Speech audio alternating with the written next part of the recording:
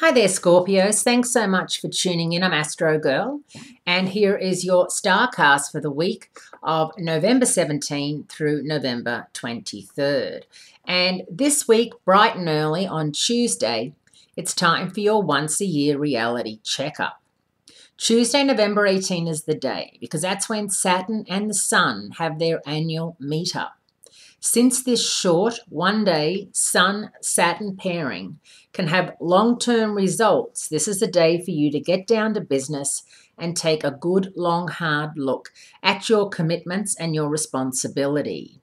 Don't let this opportunity pass you by, Scorpios. This is actually all about you because the Sun and Saturn are both in your sign. Saturn's been in your sign for the past 3 years. And for those of you who have turned 30, in the past 3 years, you've been through your Saturn return, which, if you know anything about astrology, is an extremely important chapter in your life. It means that the planets align with the way they were when you were born, and that you go into like your next phase of universal travel and learning, and the next phase of life. And it's interesting that it's at 30. It's just, I always feel like it's an interest. You'd think it'd be at 40 or 21 or something like that. But it's 30. So it's a very interesting part of the universe and part of astrology.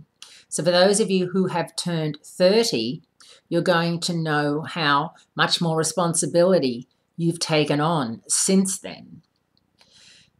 Don't let this opportunity pass you by to get down to business, Scorpios, because this is the last business the Sun has in Scorpio.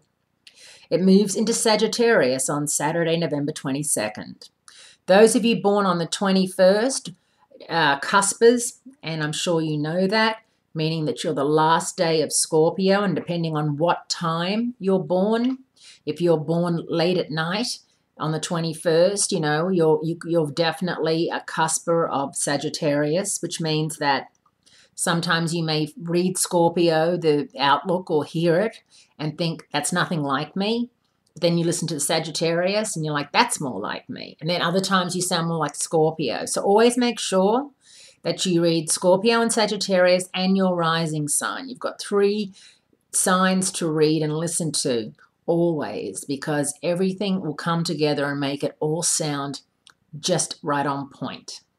Have a great week. Happy birthday to those of you who are coming in at the tail end of the Scorpio sun, and I will speak to you again next week.